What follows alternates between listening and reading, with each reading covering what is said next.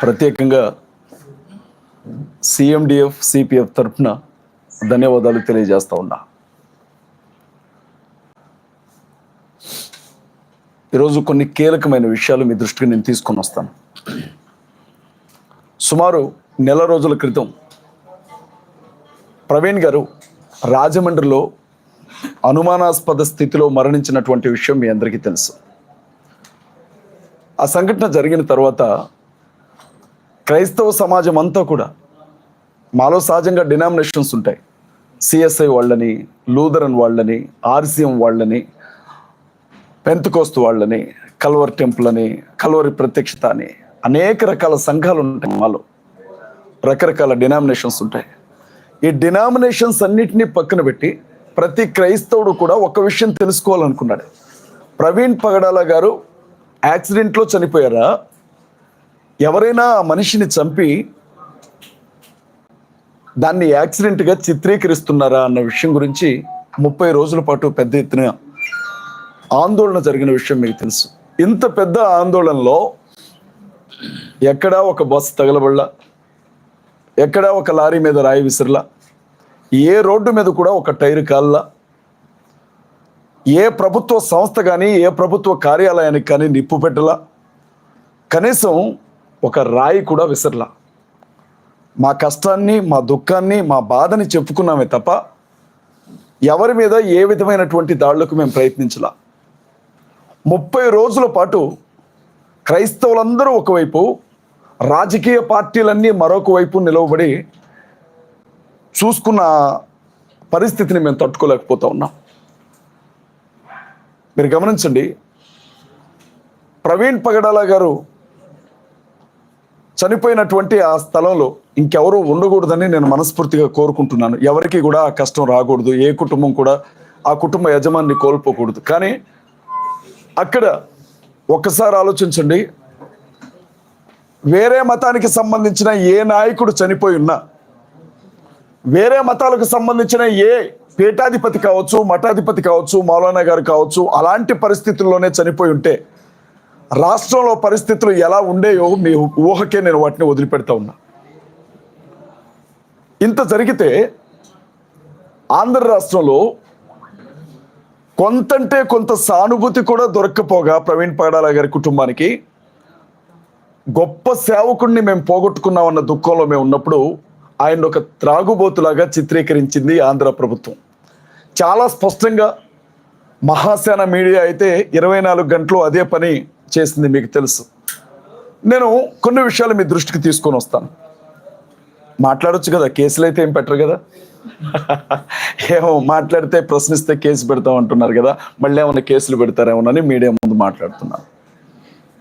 దయచేసి bit cut చేసి వేయకండి, ఏదైనా ఉంటే పూర్తిగా చూపించండి. ఎందుకంటే నాకు కొంచెం పోలీసులు అంటే భయం.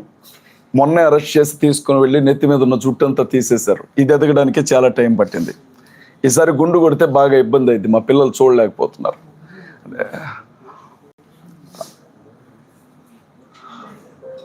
ప్రవీణ్ పగడాల గారు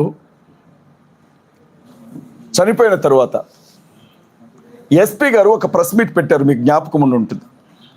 ప్రెస్ మీట్ పెట్టి ఇక్కడ ఒక మనిషి చనిపోయి పడిపోయి ఉన్నాడు అన్న విషయం మొదటిగా మా ఏఎస్ఐ గారికి ఆయన నడుచుకుంటూ వెళుతుంటే, మార్నింగ్ వాక్ చేస్తుంటే ఎవరో చెప్పారు, అలా తెలిసింది అని చెప్పారు. ఇది మీరు అందరూ సాక్షులే దీనికి.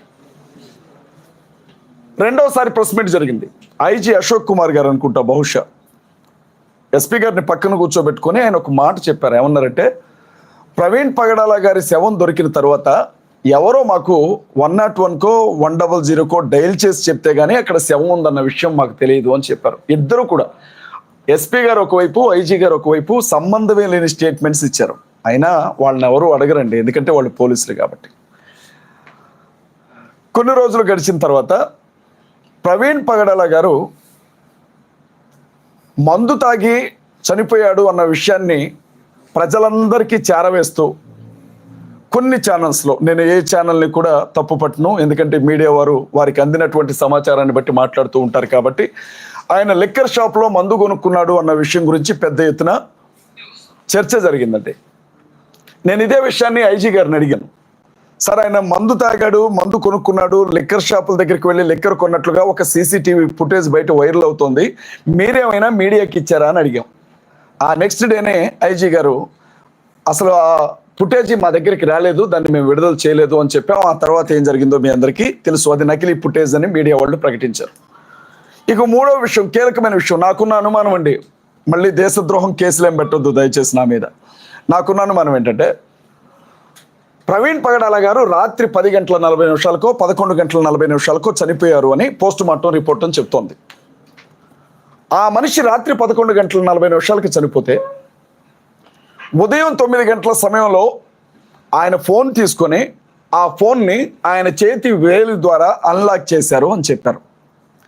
అంటే డాక్టర్లు ఏమంటున్నారు అని అంటే, ఒక మనిషి చనిపోయిన తర్వాత అతని డెడ్ బాడీ రక్త ప్రసరణ ఉండదు కాబట్టి ఫోన్ లాక్ని తీయడం అనేది సాధ్యమయ్యే పని కాదు అని కొంతమంది డాక్టర్లు చెప్పారు. నేనేం పండితుడిని కాదు, డాక్టర్ని కాదు, నా అనుమానం మాత్రమే. మళ్ళీ చెప్తున్నాను, దీన్ని సాగ్గా చూపించి నన్ను అభినయన అరెస్ట్ చేయొద్దు. ఐజీ గారు ఏమన్నారు అని అంటే, ప్రవీణ్ పగడాల గారి వేలిముద్రను ఉపయోగించి చేసామని చెప్పారు. ఇది సాధ్యమయ్యే పనేనా? ఇది సాధ్యమేనా నేను అడుగుతా ఉన్నా ఒక న్యాయవాదిగా. మనిషి చనిపోయిన 11 గంటల తర్వాత ఆ వ్యక్తి చేతి వ్రేలితో అతని ఫోన్ని అన్లాక్ చేసి కాల్ చేసామన్నారు. ఇది ఎంతవరకు నమ్మొచ్చు? ఇక పోస్ట్ మార్టం రిపోర్టు మీడియాకు కూడా ఇవ్వలేదండి, పోలీస్ డిపార్ట్మెంట్ వాళ్ళు, వాళ్ళ ఫ్యామిలీకి మాత్రమే ఇచ్చారు, మీకు తెలుసు ఆ విషయం. కానీ మాజీ ఎంపీ హర్ష్ కుమార్ గారు పోస్ట్ మార్టం రిపోర్ట్ని బయటికి తీసుకొని వచ్చారు. వచ్చిన తర్వాత అందులో మనం గమనించినప్పుడు అసలు ఆయన కడుపులో ఆ ప్రేగుల్లో మందు తాగినట్లు వాసనే లేదు అని చెప్పారు.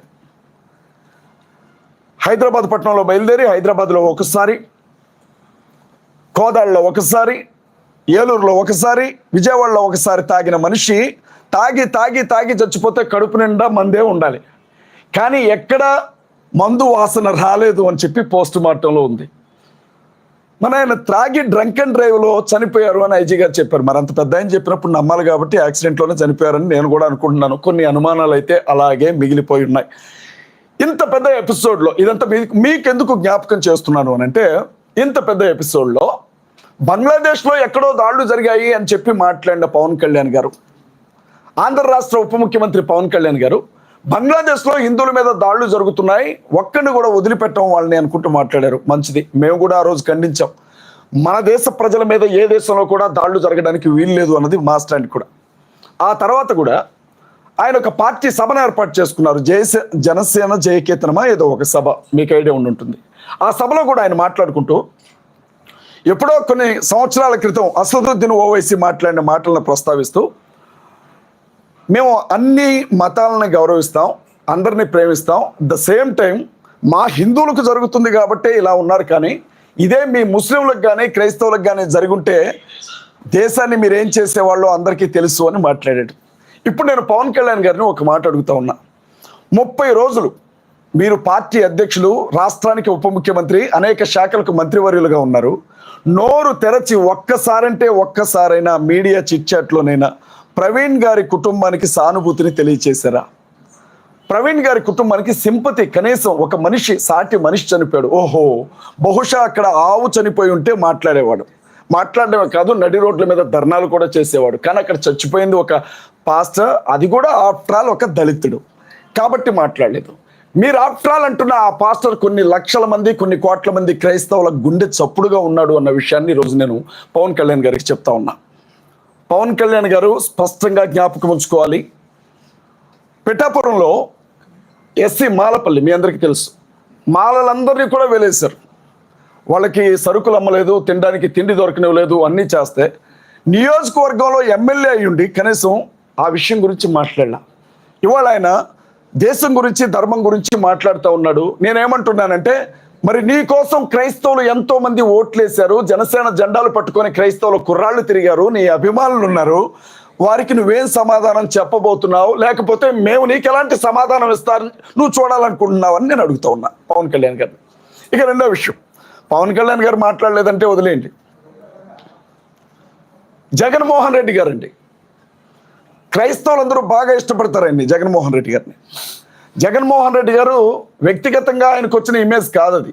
రాజశేఖర్ రెడ్డి గారి ఏకైక కొడుకు కావడం, రాజశేఖర్ రెడ్డి గారు దుర్మరణం చెందటం, ఆ విధంగా ఆయన ప్రజల్లో సానుభూతిని తీసుకున్నాడు, వారసత్వాన్ని లెగసీని తీసుకున్నాడు. ఆయన అనేక సార్లు చెప్పాడు, మీరు వినే ఉంటారు, నేను ఒక క్రైస్తవుణ్ణి, నేను బైబిల్ని నమ్ముతాను, నేను 4 గోడల మధ్య ప్రార్థన చేసుకుంటాను, మా అమ్మ ఒక క్రైస్తవురాలు అని అనేక సందర్భాల్లో చెప్పారు. నేను ఆయన ఏమడుగుతున్నానంటే, మీరు ఒక మాజీ ముఖ్యమంత్రి, మీరు ఒక పార్టీ అధ్యక్షుడు, 5 సంవత్సరాలు ముఖ్యమంత్రిగా పనిచేసినటువంటి వ్యక్తి, మీరు ఏ క్రిస్టియన్ కమ్యూనిటీని, ఏ క్రిస్టియన్ రిలీజియన్ని ఓన్ చేసుకుని అనేక సందర్భాల్లో సుమారు అండి, మీరు నమ్మండి, 1,60,00,000 అనధికారిక ఓటింగ్ ఉంది ఆంధ్రాలో క్రిస్టియన్స్ది.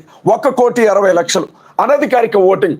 సర్టిఫికెట్స్లో చాలా మంది హిందువులుగానే ఉన్నారు, కానీ వాస్తవంగా వాళ్ళు క్రిస్టియన్స్గా ఉంటారు. చాలా మంది అనుకుంటారు మాలమాదిగలు మాత్రమే క్రిస్టియన్స్ అనుకుంటారు, అది తప్పండి. బీసీల్లో క్రిస్టియన్స్ ఉన్నారు, ఎస్టీలో క్రిస్టియన్స్ ఉన్నారు, కమ్మల్లో క్రిస్టియన్స్ ఉన్నారు, రెడ్లలో క్రిస్టియన్స్ ఉన్నారు, వెలమల్లో క్రిస్టియన్స్ ఉన్నారు, రిలీజియన్ పరంగా అనేక కులాల్లో క్రిస్టియన్స్ ఉన్నారు. వీళ్ళందరూ కూడా జగన్మోహన్ రెడ్డి గారిని మీ ఎవరేమనుకున్నా మావాడు అనుకొని పల్లకిలో తీసుకొని వెళ్ళి ముఖ్యమంత్రి పదవిలో కూర్చోబెడితే, మణిపూర్లో అంత పెద్ద విధ్వంసం జరిగినప్పుడు భారతీయ జనతా పార్టీకే మద్దతు పలికాడు తప్ప వ్యతిరేకంగా ఓటు వేయాల. అప్పుడే అందరి మనసు విరిగిపోయింది దాని మీద. కానీ తన సొంత రాష్ట్రంలో ఒక గొప్ప దైవజనుడు అనుమానాస్పద స్థితిలో చనిపోయి ఉంటే నోరు తెరచి, ఇది హత్యనా, ఇది యాక్సిడెంట్నా, నా తోటి క్రైస్తవులు, నన్ను గెలిపించిన వారు, నాకు అండగా నిలబడిన వారంతా ఏడుస్తున్నారు, ఏడవడమే తప్ప ఏమీ చేయడం చేతగాని వాళ్ళు, నేను మాట్లాడాలని ఒక్క మాట కూడా జగన్మోహన్ రెడ్డి మాట్లాడలేదండి. నేను అడిగాను జగన్మోహన్ రెడ్డి గారిని, కనీసం ఇది 2 రాష్ట్రాల సమస్య అయిపోయింది. ఆ మనిషి ఏమో తెలంగాణలో బ్రతికే మనిషి, చనిపోయిందేమో ఆంధ్రాలో చనిపోయాడు. తెలంగాణ ప్రాంతంలోనికి ఆయన శవాన్ని తీసుకుని వచ్చినప్పుడు, నువ్వు పార్టీ అధ్యక్షుడిగా రాకపోయినావు, మాజీ ముఖ్యమంత్రిగా రాకపోయినావు, కనీసం ఒక క్రైస్తవుడిగా ఆ ఇంటికి సానుభూతి తెలపడానికైనా రాలేకపోయావు, నీ కాళ్ళు ఏమైపోయాయని నేను అడుగుతా ఉన్నాయి వాళ్ళ జగన్మోహన్ రెడ్డి. నేను వాళ్ళు చెప్తా ఉన్నా, మాజీ ముఖ్యమంత్రి జగన్మోహన్ రెడ్డి గారు, వైఎస్ఆర్ కాంగ్రెస్ పార్టీ అధ్యక్షుడు జగన్మోహన్ రెడ్డి గారు, క్రైస్తవుల దెబ్బ ఎలా ఉంటుందో చూపిస్తాను, కాసుకోండి, సవాల్ చేసి చెప్తా ఉన్నా జగన్మోహన్ రెడ్డికి. ఇన్ని రోజులు భుజాల మీద నేను మోసినాం కదా, ఈ భుజాల మీద నుంచి నిన్ను నేల మీద ఎట్లా పడగొడతామో కూడా జగన్మోహన్ రెడ్డి చూసుకోవాలా. జగన్మోహన్ రెడ్డికి ఒక్క ఓటు కూడా పడనివ్వండి మేము చెప్తా ఉన్నాం. ఆంధ్ర రాష్ట్రంలో చాలా మంది అనుకుంటున్నారు జగన్ డబ్బులు ఇచ్చి మీటింగులు పెట్టిస్తున్నాడు అని అనుకుంటున్నాడు. జగన్మోహన్ రెడ్డి గారికి 2 లక్షల కోట్లు 3 లక్షల కోట్లు ఆస్తున్న మా ఆత్మగౌరవం ఉందది మాకు వెంటికితో సమానం. చేతులు చాపి వాళ్ళ దగ్గర వీళ్ళ దగ్గర డబ్బు తీసుకుని ఒక మనిషి చావుని ఉపయోగించుకోవాలనుకునే దుస్థితికి మేము ఇంకా దిగజారలేదు. జగన్మోహన్ రెడ్డి, చంద్రబాబు నాయుడు గారినైనా మర్చిపోతామేమో, పవన్ కళ్యాణ్ అయినా మర్చిపోతామేమో, పురంధేశ్వరి గారినైనా మర్చిపోతామేమో, జగన్మోహన్ రెడ్డి గారిని మాత్రం మేము మర్చిపోండి.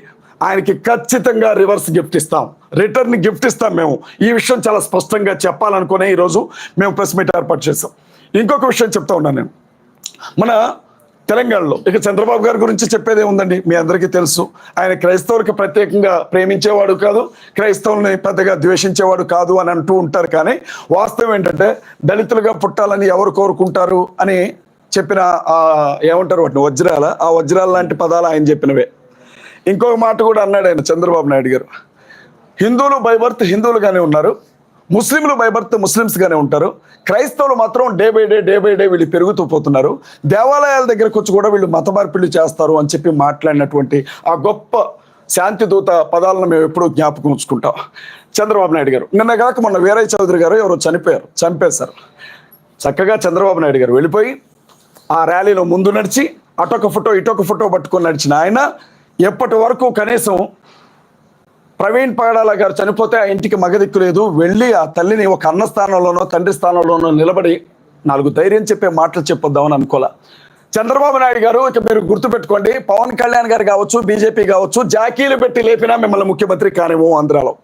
నేను చాలా స్పష్టంగా చెప్తా ఉన్నా, క్రైస్తవులందరి తరపున చెప్తా ఉన్నా, నేను ఒంటరిగా చెప్పట్లా, క్రైస్తవులందరి గుండెల్లో ఉండే బాధను చెప్తా ఉన్నా. ఎన్ని జాకీలు పెట్టినా ఎన్ని నినాదాలు చేసినా చంద్రబాబు నాయుడు గారు ఆంధ్ర రాష్ట్రంలో ముఖ్యమంత్రిగా ఉండడం ఇదే చివరిసారి. మీడియా మిత్రులకి మేము చెప్తా ఉన్నాం.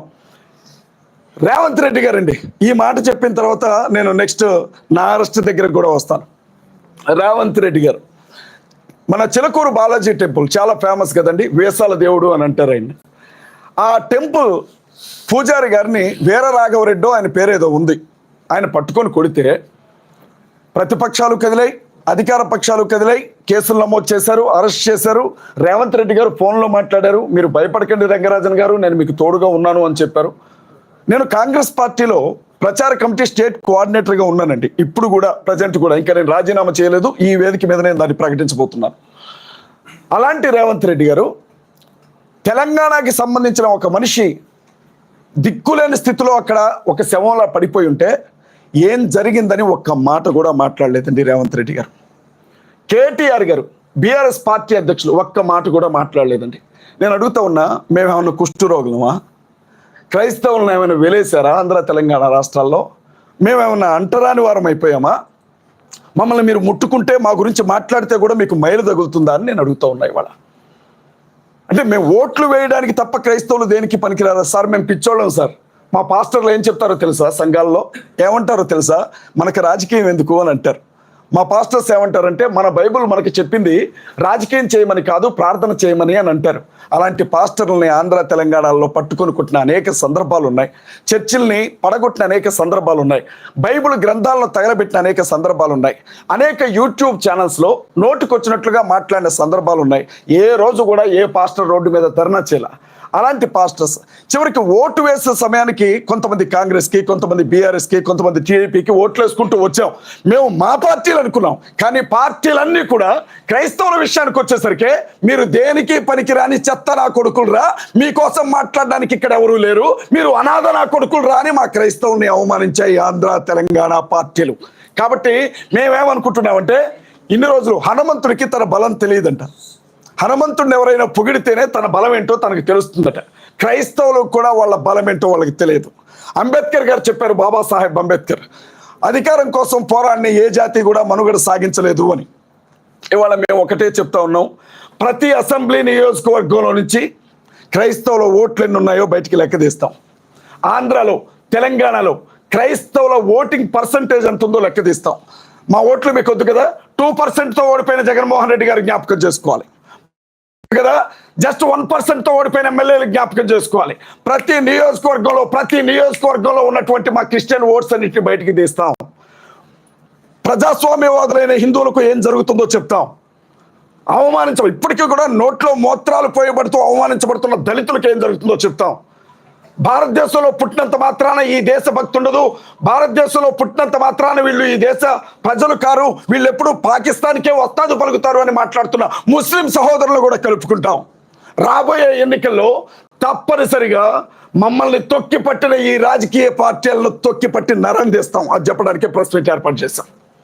ఎట్టి పరిస్థితుల్లో వదిలిపెట్టాం రాజకీయ పార్టీ. మీరు అనుకోవచ్చు, ఇది సాధ్యమేనా? రాజకీయం అంటే డబ్బుతో కూడుకుంది, కులంతో కూడుకుంది, మతంతో కూడుకుంది, ప్రాంతంతో కూడుకుంది, ఇది సాధ్యమేనా అని మీరు అనొచ్చు. అయితే క్రైస్తవులు ఎప్పుడూ ఒక గీత వెనుకుంటారు. ఆ గీత దేవుని మాట. ఆ గీత దాటి ముందుకు రారు. ప్రవీణ్ పగడాల గారి మరణం తర్వాత రాజకీయ పార్టీలు వేసిన ఎత్తులన్నీ చూసిన తర్వాత ఆ గీత తెగింది క్రైస్తవ సమాజానికి. ఇప్పుడు ఏమంటున్నారు తెలుసా? పాస్టర్స్ అంటున్నారు మేము పోటీ చేస్తాం రాబోయే సర్పంచ్ ఎన్నికల్లో, పాస్టర్స్ చెప్తున్నారు మేము పోటీ చేస్తాం రాబోయే ఎమ్మెల్యే ఎన్నికల్లో. మా ఓటు, ఒక్క ఓటు ఈ రాజకీయ పార్టీలకు పడ్డా మేము వ్యభిచారం చేసినట్లే. ఒక్క ఓటు కూడా ఆంధ్ర తెలంగాణలో వాళ్ళకి పడలేమో, ఎట్టి పరిస్థితుల్లో వాళ్ళకి మా సపోర్ట్ దొరకదు అని చెప్తున్నారు. యునైట్ చేస్తాం ఖచ్చితంగా. ఇంకొక విషయం చెప్తాను, అవి చెప్పనా? నన్ను అరెస్ట్ చేసిన విషయం మీ అందరికీ తెలుసు. మీకు చాలా అనుమానాలు ఉంటే మీరు నన్ను చాలా ప్రశ్నలు అడుగుదామని ఫిక్స్ అయిపోయి ఉంటారు. ఆల్రెడీ మేనిఫెస్టో తయారై ఉంటుంది మీ దగ్గర, నాకు తెలుసు ఆ విషయం. నన్ను ఎందుకు అరెస్ట్ చేశారో చెప్తాను. ఫస్ట్ అరెస్ట్ చేయొచ్చో లేదో తర్వాత సంగతి. ఒక యూట్యూబ్ ఛానల్లో డిస్కషన్ జరుగుతుంది. రాధా మనోహర్ దాస్ అనే ఒక వ్యక్తి బైబిల్ గ్రంథాన్ని బొకడా బైబిల్ అన్నాడు. నేను ఈ పదాలు ఉపయోగించకూడదు, నన్ను క్షమించండి. అదే బైబిల్ గ్రంథాన్ని, అమ్మ ఆడబిడ్డలు ఉన్నారు నన్ను మన్నించండి, మీ బ్రదర్ అనుకోండి, లంజల పుస్తకం అన్నాడు బైబిల్ గ్రంథాన్ని. అదే బైబిల్ గ్రంథంలో ఉండే మరీని యేసుక్రీస్తు ప్రభు తల్లి వ్యభిచారం చేసి కన్నది అని చెప్పి మాట్లాడినప్పుడు నేను ఏమన్నానంటే, అరే నాయన, బైబిల్లో భూత పుస్తకం అంటున్నారు మీరు, మరి మీ గ్రంథాల్లో ఉన్నాయి ఏంట్రా అని చెప్పి ఆ గ్రంథంలో ఆ గ్రంథ రచయిత రాసిన ఓ చిన్న విషయం చెప్పానండి నేను. దానికి ఒక కేసు నమోదు చేశారు. నేను కల్పించింది కాదు, ఎటకారం చేయలేదు, నేను ఉన్నదే చెప్పాను, ఒక కేసు. రెండో విషయం ఏంటో తెలుసా? బైబిల్ గ్రంథాన్ని బోధించే ఒక మత బోధకుండి నేను. బైబిల్ గ్రంథంలో యేసుక్రీస్తు ప్రభువు అనేవాడు ఆత్మ తప్ప ఆయనకి విగ్రహం ఉండదు అని బైబిల్ చెప్తుంది. 66 పుస్తకాల్లో ఎక్కడా విగ్రహారాధనకి బైబిల్ ఒప్పుకోదు. ఒక మిత్రుడు ఇంకొక యూట్యూబ్ ఛానల్లో యేసుక్రీస్తు ప్రభు గురించి అడిగినప్పుడు నేను చెప్పాను, ఆయన ఆత్మ తప్ప విగ్రహం కాదు, ఒకవేళ అది విగ్రహం అని మీరు భావిస్తే నాకు ఇస్తే పగలగొడతాను అన్నాను. ఆ మాట అనకుండా ఉండాల్సిందే, కానీ బైబిల్ చెబుతున్న దాన్నే నేను చెప్పాను. దీని మీద ఒక కేసు నమోదు చేశారు. ఇంకొక విషయం అండి, బంజారా హిల్స్ పోలీస్ స్టేషన్ పరిధిలో సైబర్ క్రైమ్కి సంబంధించిన ఒక కానిస్టేబుల్, అతని పేరు భరత్ ఏదో ఉంది, అజయ్ బాబు మత కల్లోలాలు రెచ్చగొట్టే వ్యాఖ్యలు చేశాడని చెప్పి ఒక కేసు పెట్టేశాడు. హుటాహుటిన సాయంత్రం 6:45 సమయంలో ఒక పోలీస్ వ్యాన్, అది పోలీస్ వ్యాన్ కూడా కాదు, మహారాష్ట్రకి సంబంధించినటువంటి నంబర్తో ఉంది, అది సుమో, అది మా ఇంటి ముందుకు వచ్చి ఆగింది. వాళ్ళు సీన్ ఎట్లా క్రియేట్ చేశారంటే, మా ఇంటి ఎదురుగా ఉండే ఇంట్లో ఎవరో దొంగలు పడ్డారు, వాళ్ళని పట్టుకోవడానికి పోలీసులు తరుముతున్నారు అన్నట్లుగా పోలీసులు క్రియేట్ చేశారు. మరి ఇంట్లో ఆడబిడ్డలు ఉంటారు, సాయం చేద్దాం అన్నట్లు మేము బయటికి వెళ్ళగానే 2 నిమిషాలు అటు ఇటు చూశారు, నన్ను పట్టేసుకున్నారు. నేను అన్నాను, నాకు అర్థమైంది నాయన, సీన్ నాకు అర్థమైంది, నా కోసం వచ్చారని, నేనేం పారిపోయేవాడిని కాదు, ఒక్క నిమిషం మీరు అవకాశం ఇస్తే నా భార్యకు ఒక మాట చెప్పి వస్తానన్నా కూడా నన్ను వదిలిపెట్టలేదు పోలీసులు. పోలీస్ డిపార్ట్మెంట్ వాళ్ళు వచ్చింది పోలీసులు అని మాకు ఎట్లా తెలుస్తుందండి? డ్రెస్లో ఉంటే వచ్చింది పోలీసులు అని చెప్తాం. లేదు, వచ్చిన వాళ్ళు, అమ్మ నీ భర్తని ఫలానా పోలీస్ స్టేషన్లో కేసు నమోదైంది, అరెస్ట్ చేసి తీసుకెళ్తున్నాం, మీ లీగల్గా మీ లాయర్లకు చెప్పుకోండి అని చెబితే మా వాళ్ళు కంగారు పడరు. వచ్చిన వాళ్ళు కాశీదారాలు కట్టుకున్నారు, ఒక్కొక్కళ్ళు గడ్డాలు పెంచుకుని ఉన్నారు, బొట్లు పెట్టుకున్నారు. అప్పటికే నన్ను చంపుతాను అన్న బెదిరింపులు చాలా వస్తున్నాయి. మరి ఆ పరిస్థితుల్లో మహారాష్ట్ర వెహికల్ అది, నన్ను పోలీస్ స్టేషన్కి తీసుకెళ్తున్నారో తెలియదు, ఎక్కడికైనా ఎత్తుకెళ్తున్నారో తెలియదు, ఇంటికి ఏ విధమైన ఇన్ఫర్మేషన్ ఇవ్వలేదు, నన్ను తీసుకొని వచ్చారు. ఇక ఆ తర్వాత ఏం జరిగిందో మీ అందరికీ తెలుసు.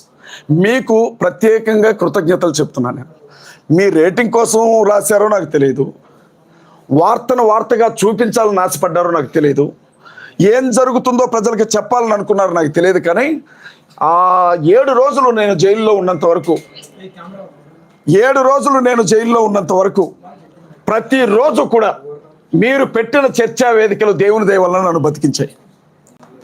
మీడియా మిత్రులందరికీ కూడా, ఎస్పెషల్లీ డిజిటల్ మీడియా మిత్రులందరికీ కూడా కృతజ్ఞతలు తెలియజేస్తా ఉన్నా. దానికోసం ఈ మీటింగ్ ఏర్పాటు చేశారు. మీరు చూడండి, నా జుట్టును చూడండి, ఎప్పటి వరకు నేను ఎప్పుడు మీడియా ముందు మాట్లాడుతున్నా. జైలుకి తీసుకెళ్ళిన తర్వాత నేనేమి శిక్షపడ్డ ఖైదీని కాను, లేకపోతే నేనేమి ఉగ్రవాదిని కాను. ఎవరో ఒక అధికారి వాడి జుట్టు మొత్తం తీయమని చెప్పడం నేను విన్నాను పక్కన, అతని పేరు నాకు తెలియదు. ఇది నేను కటింగ్ చేయించుకున్నాను, ఇలాగా ఆ మిగిలిన కొంచెాన్ని కటింగ్ చేయించుకొని కలర్ వేయించుకున్నాను. ఎంత దారుణంగా నన్ను అవమానించారంటే, అక్కడ కొంచెం తీశారు. ఓకే పర్వాలేదు అనుకున్నాను, నిలబడ్డాను. నన్ను జైళ్ళ శాఖకి సంబంధించిన ఒక అధికారి నన్ను చూడడానికి వచ్చాడు, అతని పేరు నాకు తెలియదు. ఆఫీస్లో కూర్చొని ఖైదీలందరితో పాటు నన్ను పిలిపించారు. నేను వెళ్ళాను. వెళితే కాళ్ళకుండా చెప్పులు తీయించారు నాతో. ఎర్రటి ఎండలో నల్లరాతి బండ, అది ఆ బండ మీద నిలబెట్టారు 15 గంట సేపు. వచ్చిన వ్యక్తి ఏ కేసులో వచ్చావు అని అడిగాడు. సార్ కమ్యూనల్ ఇష్యూ అన్నాను. అక్కడ మొదలుపెట్టాడండి లానా కొడక అనుకుంటూ. నోటికి ఎన్ని మాటలు వస్తాయి అన్ని మాటలు తిట్టాడు. అతను క్రైస్తవులను తిట్టాడు, ముస్లింలు తిట్టాడు, అందరినీ తిట్టాడు. నేనేమంటున్నానంటే, మీకు ఆర్ఎస్ఎస్ భావజాలం అంతుంటే కాకి డ్రెస్ వదిలేసి కాషాయ బట్టలు కట్టుకొని తిరగండి. నేనే తప్పు చేయలే. నన్ను నోటికొచ్చినట్లుగా నా తల్లిని కూడా తిట్టాడు. అతను చాలా ఇబ్బంది పడ్డానండి. ఇంకో విషయం కూడా మీడియా మిత్రుల ద్వారా నేను ప్రజలకు చెప్పాలి. నన్ను అరెస్ట్ చేసి తీసుకొని వెళ్ళినప్పుడు నేను నైట్ డ్రెస్ నైట్ ప్యాంట్ మీద ఉన్నాను. 5 రోజుల పాటు మేడం అవే డ్రెస్లో ఉంచారు నన్ను. ఒక్క జత నా బట్టలు ఇవ్వమంటే ఇవ్వలేదు నాకు. 5 రోజులు నా తోటి ఖైదీలందరూ చెప్తారు. కటింగ్ చేసిన తర్వాత ఒళ్ళంతా షర్ట్ గుచ్చుకుంటా ఉంటే, ఒక్క షర్ట్ తెచ్చుకుంటాను సార్ అంటే ఊరుకోవాలా. నేనేం తప్పు చేశానండి? క్రైస్తవులు కూడా మనుషులే, బ్రతకనివ్వండి అని అడిగాను. ప్రవీణ్ పగడాల గారి మరణం వెనకున్న రహస్యాలు ఏంటో బయటికి రావాలి అన్నాను. మీరు మమ్మల్ని తిడితే ఊరుకోము, మేము కూడా భారతీయులమే, మాకు హక్కులు ఉన్నాయని అడిగాను. ఇది నేను చేసిన తప్ప? ఇంత జరిగాక 5 రోజుల పాటు పోలీస్ కస్టడీకి కావాలని అడిగారు నన్ను పోలీసులు. నేనేం చేశానో నాకు ఇప్పటికి అర్థం కావట్లా. మీకేమన్నా అర్థం అయితే చెప్పండి. 5 రోజులు పోలీస్ కస్టడీకి అడిగారు నన్ను. ఏం చేద్దామని, చంపేద్దామని. ఎక్కడికక్కడ ఇంత ఈ ఎంటైర్ ఎపిసోడ్లో నేను బయటకు వచ్చాను అని అంటే ఆ జడ్జి గారికి నేను కృతజ్ఞతలు చెప్తా ఉన్నా. ఎందుకంటే ఆ తల్లి అడిగారు, పెట్టిన సెక్షన్లకి ఈ కేసుకి ఏమన్నా సంబంధం ఉందా అని. ఆవిడ పంపించారు. మా లాయర్లు ప్రశాంత్ గారు కావచ్చు, జ్యోతక్క కావచ్చు, ప్రశాంతక్క కావచ్చు, కిరణ్ గారు కావచ్చు, పట్టుబట్టి కొట్లాడి బయటకు పంపించారు. ఇక బయట అభి ఏం చేశాడో మీ అందరికీ తెలుసు.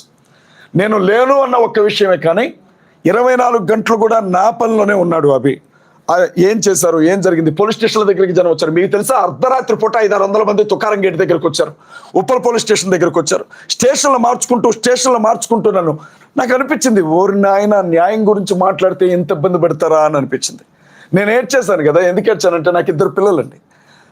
1 సంవత్సరంన్నర బాబు, నువ్వు చూసావు కదా తల్లి, 5 సంవత్సరాల పాప. ఆ పిల్లలు నువ్వు వెళ్ళొద్దు డాడీ అని నా కాళ్ళు పట్టుకొని నా పెద్ద బిడ్డ ఏడుస్తుంటే నన్ను లాక్కొని వెళ్ళిపోయారు. అది వీళ్ళు స్టేషన్కి వచ్చి చెప్తే తట్టుకోలేకపోయాను. నేను ఎలా ఉన్నాను, శేషు సినిమాలో రాజశేఖర్ని కానీ చేస్తారే అలా చేశారు నన్ను.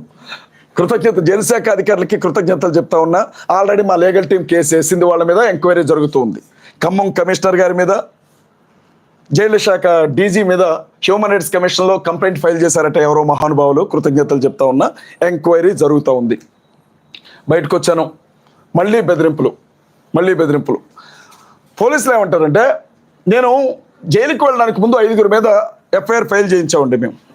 రాధా మనోహర్ దాస్ ఒకతను, హమారా ప్రసాద్ ఒకతను, లలిత్ కుమార్ సుగ్గుణ ఒకతను, రాజేష్ మహాసేన, మహాకూటమి రాజేష్ ఒకతను, ఇంకెవరు మొత్తం వచ్చింది బ్యాచ్, కరుణాకర్ సుగ్గుణ, హమారా ప్రసాద్. ఈ బ్యాచ్ మీద గౌరవనీయులైన పోలీస్ అధికారులు ఏమంటారంటే, వీళ్ళ పేర్లు తప్ప నాకు ఇంటి అడ్రస్లు తెలియవు కాబట్టి వాళ్ళ ఫోన్ నెంబర్ రాశాను. నేను రాస్తే ఫోన్ నెంబర్లో నుంచి, ఈ నెంబర్ల నుంచి అజయ్ బాబుకి ఏమన్నా కాల్స్ వచ్చాయా లేదా అని చెప్పి చెక్ చేసి ఏ కాల్స్ రాలేదంట. అందుకని చెప్పి కేసు పక్కన పెట్టారట. నేను అందులో ఈ ఫోన్ నెంబర్ నుంచి నన్ను బెదిరించారని రాయలా, వీళ్ళ అనుచరులు నన్ను బెదిరిస్తున్నారు అని చెప్పి రాసిన. పోలీసులు ప్రాణం పోయే ప్రమాదంలో నేను ఉన్నానని చెప్తే, నేను ఎవరి మీద కేసు పెట్టానో వాళ్ళ మనుషులు, మీరు ఎవరో పాస్టర్ కేసు పెట్టాడు అజయ్ బాబు మీద అనే చర్చ జరిగింది కదా. వాడు పాస్టర్, వాడి పేరు ఆరోగ్యస్వామి. పాస్టర్ జోసెఫ్ గారిది గుడ్డు కాదు, రాధా మనోహర్ దాస్ శిష్యుడు, అతను హిందూ, అతని చేత కేసు పెట్టించారు. ఇన్ని జరిగాయమ్మా. రాజకీయ నాయకులను చూశాను, పోలీస్ అధికారులను చూశాను, జైలు అధికారులను చూశాను, మీడియా మిత్రులు చేసిన సహాయాన్ని చూశాను, మా అభిని చూశాను. ఖమ్మంలో సభ జరిపాం, కడపలో సభ జరిపాం. మేము ఒక్కటే అనుకున్నాం, ఉన్న విషయం చెప్తా ఉన్నా. ఈ సమయంలో రేవంత్ రెడ్డి గారికి కృతజ్ఞతలు చెప్తూ, మీ కాంగ్రెస్ పార్టీ నాకు ఇచ్చినటువంటి ప్రచార కమిటీ రాష్ట్ర సమన్వయకర్తకి తిలోదకాలు వదిలిపెడుతున్నాను. మీకు దండం, మీ కాంగ్రెస్ పార్టీకి ఒక దండం. నెక్స్ట్ ఎలక్షన్స్లో మీరు ఎలా గెలుస్తారో నేను కూడా చూస్తాను చెప్తున్నాను. గౌరవనీయులైన ముఖ్యమంత్రి వర్యులకి, గౌరవనీయులైన రాష్ట్ర మంత్రులకి చెప్తున్నాను. నేను తెలంగాణ యూత్ ఫోర్స్కి రాష్ట్ర అధ్యక్షుడిగా చేశాను. తెలంగాణకి సంబంధించినటువంటి యువజన సంఘానికి అధ్యక్షుడిగా ఉన్నాను.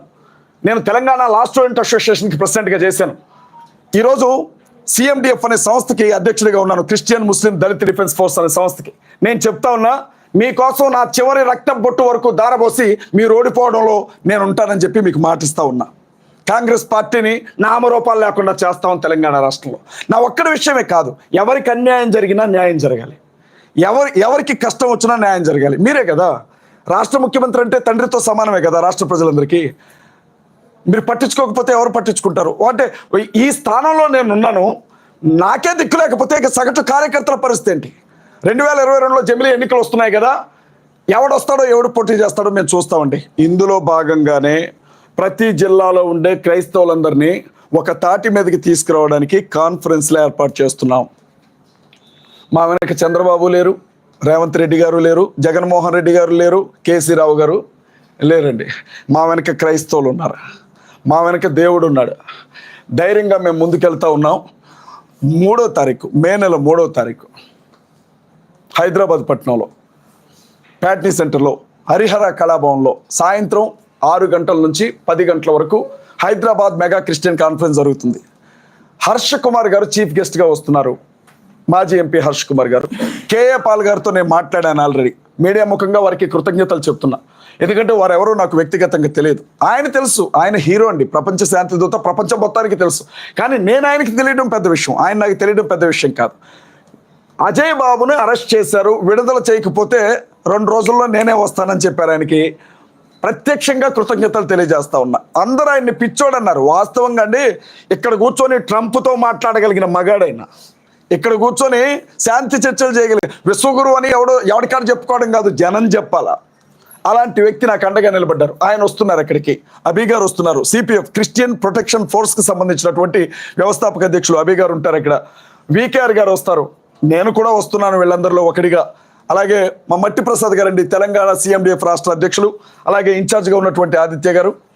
మీరు గమనించండి, సాయంత్రం 6 గంటలకల్లా చేరుకోండి, ఎందుకంటే జనం సరిపోరు, భారీ ఎత్తున జనం రాబోతున్నారు కాబట్టి సాయంత్రం 6 గంటలకల్లా క్రైస్తవులు అక్కడికి చేరుకోండి. భవిష్యత్ కార్యాచరణ ఏంటి, ఎలా మనం ముందుకెళ్ళాలి అన్న విషయంలో మేధోమథనం జరుగుతుంది. అక్కడ ప్రతి జిల్లాలో కూడా క్రైస్తవ పెద్దల మేధోమథనం కార్యక్రమం జరుగుతుంది. ఇన్ని రోజులు రాజకీయం ఒకెత్తు, ఇక ముందు జరగబోయే రాజకీయం ఒకెత్తు. నేను చెప్తా ఉన్నా, అవసరమైతే ఎన్నికల బరిలో మేము కూడా నిలవబడతాం. నేను అభితో ఒకటే మాట చెప్పాను, ఇన్ని రోజులు సేవ చేసాం, దేవుని వాక్యం చెప్పాం, పాస్టర్స్తో సంఘాలతో మాట్లాడాం. నేను అంటున్నాను, కొడితే కుంభస్థలమే కొట్టాలి, అవి నిలబడితే నారా లోకేష్ మీద నిలబడు, లేకపోతే పవన్ కళ్యాణ్ మీద నిలబడతాను. వాడి మీద వీడి మీద నిలబడి ఓడిపోవటం కాదు, సింహంతో కొట్లాడి చచ్చిపోతేనే పరువు ఉంటుంది, పందితో పోట్లాడి గెలిచిన విలువ ఉండదు. ఖచ్చితంగా ప్రతి నాయకుడి మీద కూడా క్రైస్తవ అభ్యర్థి నిలబడతాడు. వ్యూహాత్మకంగానే ముందుకు వస్తాం. ఇదంతా కూడా 4 రోజులు బాధలో మాట్లాడుకోవద్దండి. ఇక మా కార్యాచరణ మీరు చూస్తారు. ఇది చెప్పడానికే ప్రెస్ మీట్ ఏర్పాటు చేశాం. మీరేకన్నా సార్ ఒక్కరు అడిగితే భారతదేశంలో పుట్టిన ముస్లింలందరూ దేశభక్తులు కాదు, అట్లాంటి వాళ్ళందరినీ కలుపుకొని పోతామని చెప్తున్నారు. మీరు ఒక విషయం గమనించాలి, మీరు తప్పుగా విన్నారు. భారతీయ జనతా పార్టీకి సంబంధించిన వాళ్ళు, సార్ ఒక్క నిమిషం, ఒకవేళ అది నేనేమన్నా చెప్పే విధానంలో తేడా వస్తే వచ్చుండొచ్చు, కానీ ఒక్క మాట వినండి, దయచేసి వినండి ప్లీజ్, చెప్పనే ఉన్నాను. భారతీయ జనతా పార్టీకి సంబంధించిన నాయకులు ఎలాంటి ముద్ర వేస్తున్నారంటే ముస్లిమ్స్ మీద, ఇక్కడ పుట్టిన ముస్లిమ్స్ ఎవరైతే ఉన్నారో వీళ్ళకి పాకిస్తాన్ మీదే ఉంటుంది తప్ప భారతదేశం మీద ఉండదు అని మాట్లాడుతూ ఉంటారు. కాబట్టి ఆ ఆలోచన తప్పు. ఈ దేశంలో పుట్టినటువంటి ముస్లిం సహోదరులు దేశభక్తితోనే ఇక్కడ బతుకుతారు అన్న విషయం చెప్పాలనుకున్నాను నేను.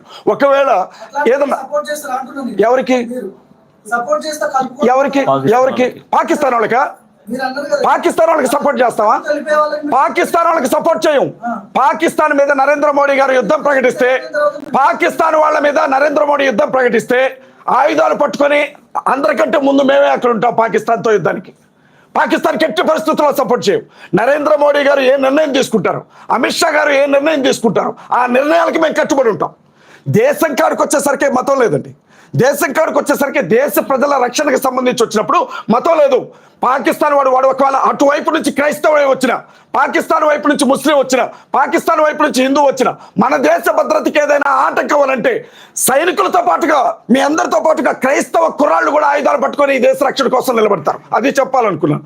దయచేసి నేను చెప్పే విధానంలో బై మిస్టేక్ లో మాట్లాడటం టంగ్ స్లిప్ అయింది. దయచేసి ఈ విషయంలో క్షమించండి.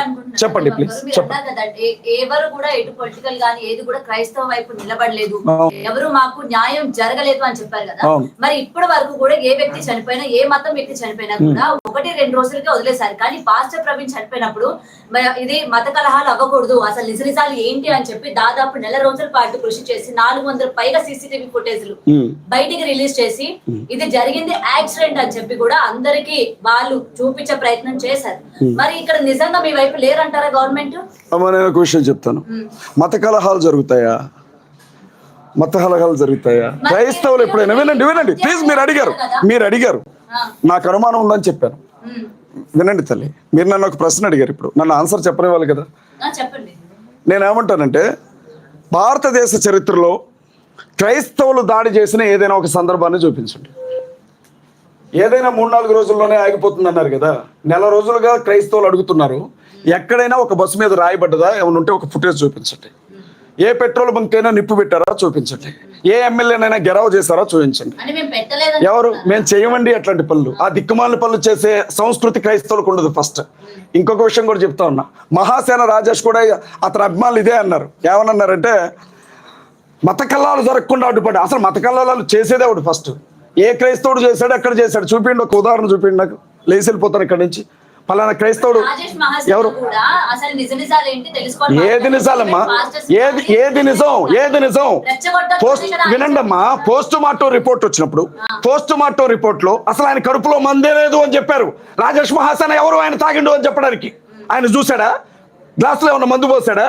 సీసీటీవీ ఫుటేజ్ లో ఎవరినైతే ప్రవీణ్ పగడాల అంటున్నారో అసలు అది రాంగ్ ఫుటేజ్ అని ఒక ఛానలే చెప్పింది కదమ్మా. ఎవరు? నేను పోలీస్ నన్ను ఐజిన్ చేయి తల్లి, నన్ను ఐజిన్ చేయమా. నేను మాట్లాడుతున్నప్పుడు పోలీస్ ఆఫీసర్ గా ఎవరికి అమ్మ నేను ఒక విషయం చెప్తాను. అక్కడ చనిపోయిన వ్యక్తిని చూసాం. ఆ మనిషి ఏ స్థితిలో చనిపోయి పడిపోయి ఉన్నాడో చూసాం. మీరు దాదాపు 15 గంటల సీసీటీవీ ఫుటేజ్ తీశారన్నారు కదా. మిమ్మల్నే ప్రశ్న అడుగుతున్నాను. 15 గంటల సీసీటీవీ ఫుటేజ్లో మందు కొనుక్కోవడానికి లిక్కర్ షాప్కే వెళ్ళాడు తప్ప అన్నం తినడానికి ఏ హోటల్కి వెళ్ళలేదమ్మా. హైదరాబాద్లో బయలుదేరిన వ్యక్తి రాజమండ్రికి వచ్చే వరకు మందు తాగుతూనే వచ్చాడే. ఒక చోట క్వార్టర్ కొనుక్కొని తాగాడు, ఒక చోట ఏమంటారు బ్రాంతి కొనుక్కొని తాగాడు, ఇంకో చోట బీర్ కొనుక్కొని తాగాడు. ఎవరైనా తాగుబోతు సహోదరులు ఎవరైనా ఉంటే ఒక మాట చెప్పండి, అది సాధ్యమేనా? ఎవరైనా తాగితే ఒక్క బ్రాండ్ తాగుతారు, ఇన్ని బ్రాండ్లు దారి పొడుగునా తాక్కుంటూ వస్తారా? సరే తల్లి, ఒకవేళ ఇది కూడా వాస్తవమే అనుకుందాం. రామవరపాడు జంక్షన్లో ఆ మనిషి 4 గంటలు అక్కడే ఉన్నాడు అని చెప్పారు కదా. 4 గంటల సమయంలో మనిషి పడిపోయి స్పృహలేని స్థితిలో ఉంటే తలకుండే హెల్మెట్ తీరా, ముఖానుకుండే మాస్క్ తీరా, ముఖం మీద కొన్ని నీళ్లు చల్లరా? అక్కడుండే ఆ ఎస్ఐ సుబ్బారావు గారు ఏమైనా సాక్ష్యం ఇచ్చారు? ఆయన తాగలేదు అని చెప్పారు. ఎవరు? ఆయన తాగలేదని చెప్పారు కదా. మా అదెందుకు వినబట్టలేదు మీకు? అసలు ఆయన తాగలేడు అని చెప్పారు కదా ఎస్ఐ సుబ్బారావు గారు. హైదరాబాద్లో తాగడం మొదలుపెట్టిన మనిషి రామవరపాడు దాకా తాగొస్తా ఉంటే ట్రాఫిక్ ఎస్ఐకి అర్థం కదా ఆయన ఏమన్నా తాగాడా అని అడిగితే, మీ మీడియా సంస్థలు అడిగితే ఆయన తాగలేడండి, ఆయన చాలా గౌరవప్రదంగా ఉన్నాడు అని చెప్పారు. మరి అదెందుకు సాక్ష్యంగా తీసుకోరు మీరు? మరి ఇంకొక వ్యక్తి కూడా ఎంత తీసుకున్నాడు, ఎంత కట్టారు అని కూడా చెప్పారు కదా. మరి అది కూడా మీరు ఎందుకు పరిగణలోకి తీసుకున్నారు? ఇప్పుడు అమ్మా ఏ ఉన్నా ఏ అయ్యా ఏదో అంటాం, టెక్నాలజీ నాకు పెద్దగా తెలియదు. ఏ అయ్యా మీరు ఇక్కడ కూర్చొని ఉన్నారు, బార్ షాప్ లో ఉన్నట్లుగా ఒక వీడియో చూపించడం మీకు ఒక 5 నిమిషాలు టైం ఇస్తారా? అది పెద్ద విషయమా? అది పెద్ద విషయమా? ఇన్ని 15 గంటల జర్నీలో ఎక్కడైనా మాస్క్ తీసిన ఆ మనిషిని చూపిండి అని అడుగుతున్నాం మేము. అరే ఉబ్బకి చచ్చిపోతారు కదమ్మా, ఉబ్బకే చచ్చిపోతారు కదా. ఈ 15 గంటల జర్నీలో ఎక్కడా మాస్క్ తీయలేదు, కానీ చచ్చిపోయిన చోట మాత్రం మాస్క్ జాగ్రత్తగా మడత పెట్టి పక్కన పెట్టాడు. బండి మీద ఉన్నటువంటి వ్యక్తి ముందు కింద పడితే బండి బాలకృష్ణ రేంజ్లో లేచి మీద పడ్డదట. అబ్బా, చెప్పేవాడు షేక్స్పియర్ అయితే వినేవాడు ఎర్రి పుష్పం అని. బండి బాలకృష్ణ లెవెల్లో లేచి మీద పడ్డదట. కళ్ళజోడు ఆడ బయలిపోద్దు, నేను చచ్చిపోయాను కానీ కళ్ళజోడు బయలిపోవద్దని ఇక్కడ ఉండే కళ్ళజోడు తీసి పక్కన పెట్టి చచ్చిపోయాడు పాపం కదమ్మా. మేము నమ్మాలి, అందుకే నమ్ముతున్నాం కదా తల్లి. ఇప్పుడు నువ్వు కంప్లైంట్ ఇచ్చినా కేసు పెడతారు, మళ్ళీ ఇదొక చికాకు మాకు. నమ్మేస్తున్నాం, యాక్సిడెంటే నమ్మేస్తున్నాం, కానీ అనుమానాలు ఉన్నాయి. మరి అదే కదా, నమ్మమని ఎవరో చెప్పనప్పుడు, నమ్మమని ఎవరో చెప్పనప్పుడు ఎవరమ్మా ఎవరున్నారు మాకు? ఎవరున్నారు మాకు? మా తరపున ఏ రాజకీయ పార్టీ మాట్లాడింది? ఏ ఎమ్మెల్యే మాట్లాడాడు? మా తరపున ఏ పార్టీ అధికార ప్రతినిధి మాట్లాడాడు? మా తరపున ఎవరు మాట్లాడారు చెప్పండి? ఒక్క కేఏ పాల్ గారు మాట్లాడాడు. ఆయన ఎలా చిత్రీకరించారో ప్రజలందరికీ తెలుసు. హర్ష కుమార్ గారు మాట్లాడితే ఆయన అరెస్ట్ చేసి జైలుకి బయటికి తీసుకుపోయి ఇంటికి గుడ్డలను జింపి తీసుకొచ్చారు ఇంటికి. నిజమేనా కాదా? ఆ కొద్దో గొప్ప అనుమానం ఉంది అని మాట్లాడుతుంటే నాకు చేసిన సన్మానం కూడా చూశారు. ఇంకేం కావాలా?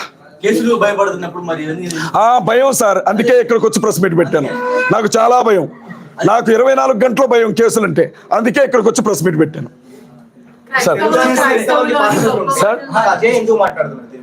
ఇప్పుడు తల్లి ఒక్క నిమిషం మీరు అవుతారా? ఏంటండి అమ్మా, ఒక్క నిమిషం నన్ను మాట్లాడినివ్వండి, ఒక్క నిమిషం మాట్లాడినివ్వండి. దానికి సమాధానం చెప్తాను. ఎవరికి పట్టలేదు, నీకు ఒక్కడికే ఎందుకు పట్టింది అని అడిగారు ఆయన.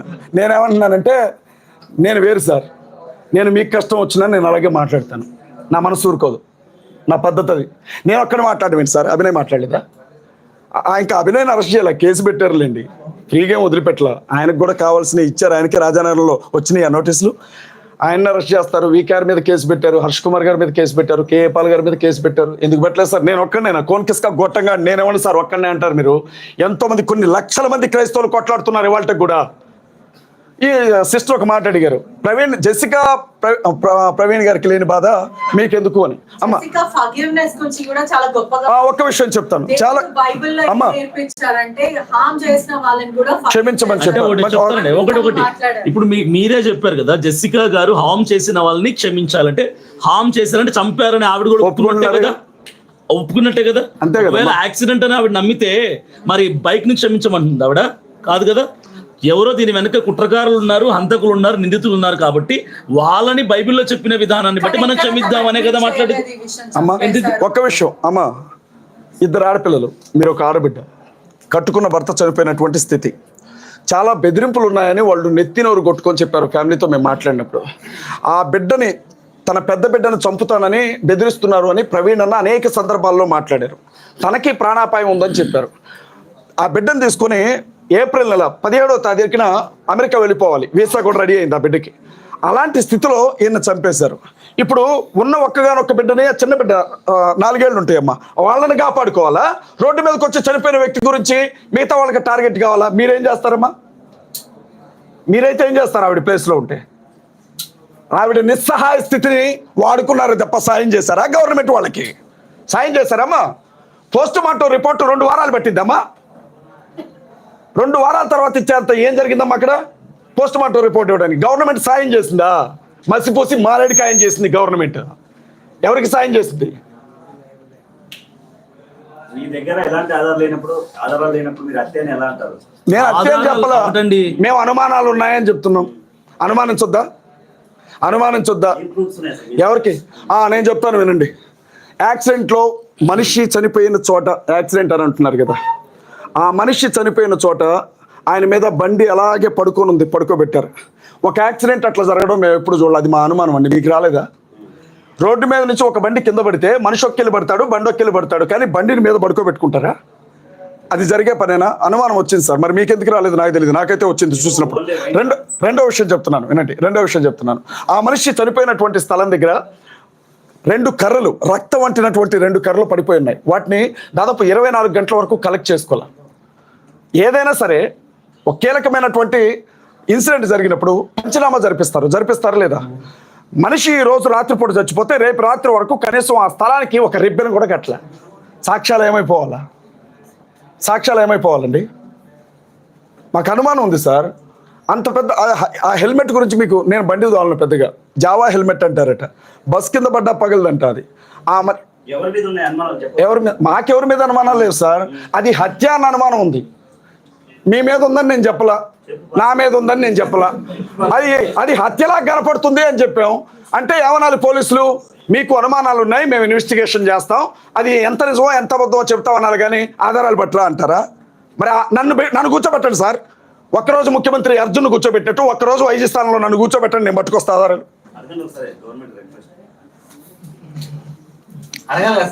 రిక్వెస్ట్ చేసిన సార్, నన్ను కూర్చోబెట్టండి సార్.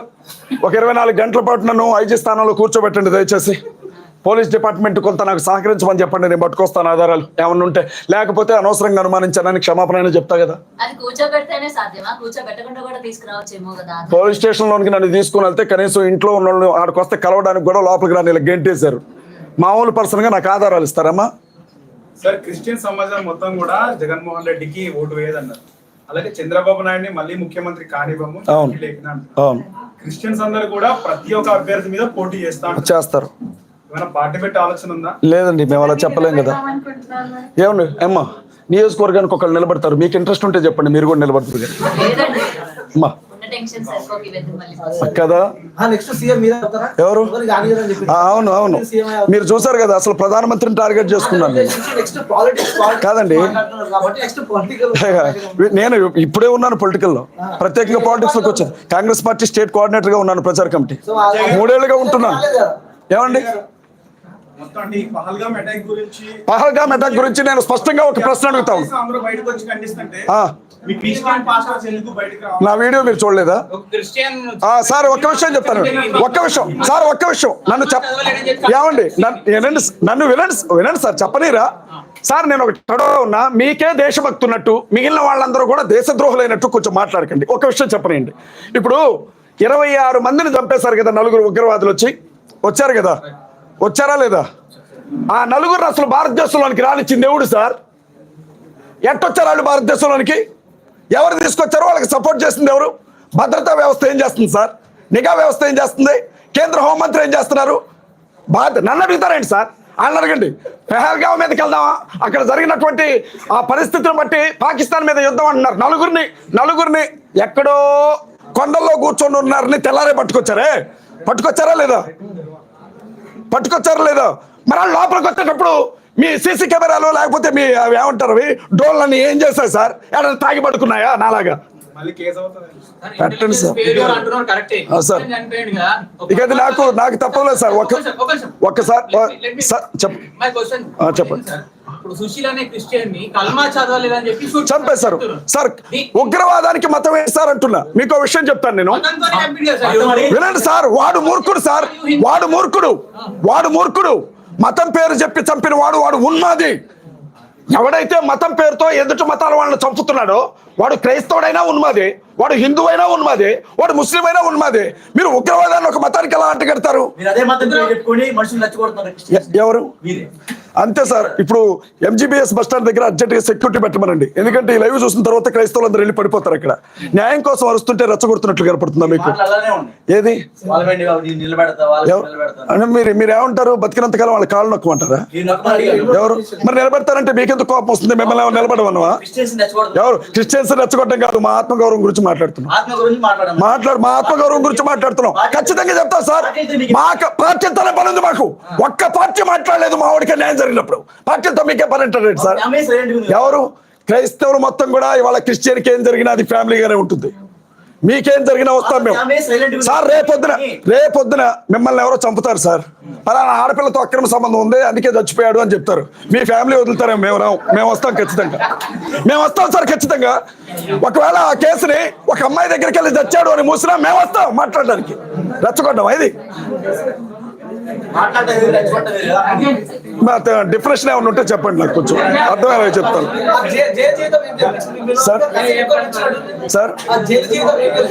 సార్. తల్లి ఒక్క నిమిషం, ఒక ప్రశ్న అన్నా. ఒక్క విషయం, కోర్టులను మాత్రమే నమ్ముతున్నాం. కోర్టుల మీద మాకు పూర్తి నమ్మకం ఉంది. న్యాయ వ్యవస్థ మీద మాకు పూర్తి నమ్మకం ఉంది. న్యాయవాదిని నమ్ముతాం, కోర్టులో పనిచేసే క్లర్క్ను కూడా నమ్ముతాం సార్. మేము ఈ దేశం ఈ రోజు ఇలా ఉంది అంటే దానికి 2 కారణం. ఒకటి రాజ్యాంగం, 2వది న్యాయ వ్యవస్థ. మేము బలంగా నమ్ముతున్నాం. ఎవరు?